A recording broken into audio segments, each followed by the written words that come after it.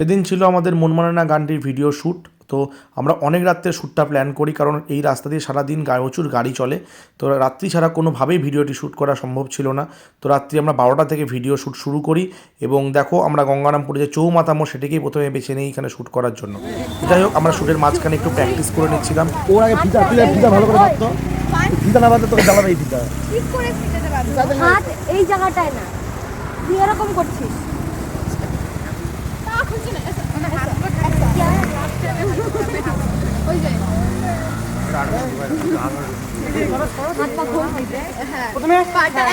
আমরা এর আগে কখনোই গঙ্গারামপুর চৌমাথা মোড়ে এইভাবে ভিডিও শ্যুট করিনি। আর এই গানটার জন্য আমাদের মনে হয়েছিল যে এই সময়টা এবং এই জায়গাটাই পারফেক্ট হবে।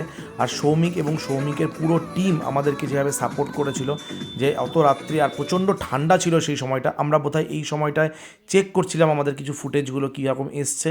তো যাই হোক, প্রত্যেকটা ফুটেজ সৌমিক এবং তার যারা পুরো টিম ছিল তারা খুব ভালোভাবে নিচ্ছিল এবং ডান্সার্সরাও প্রচণ্ড খাটছিল।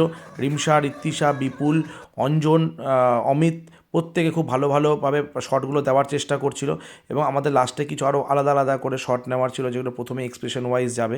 আমরা ভোর 4টে পর্যন্ত প্রায় শ্যুট করলাম, প্রায় সারা রাতই বলা চলে। তো সারা রাত জেগে কাজটা করা হয়েছে এবং কাজটা আশা করছি খুব ভালো লেগেছে। আপনাদের ফেসবুকে অলরেডি চলে এসেছে, আপনারা প্রচুর ভালোবাসা দিয়েছেন। তো থ্যাংক ইউ সো মাচ। এরকম পরপর ভিডিও আরও আসতে থাকবে, অবশ্যই আপনারা দেখবেন এবং জানাবেন কেমন হচ্ছে।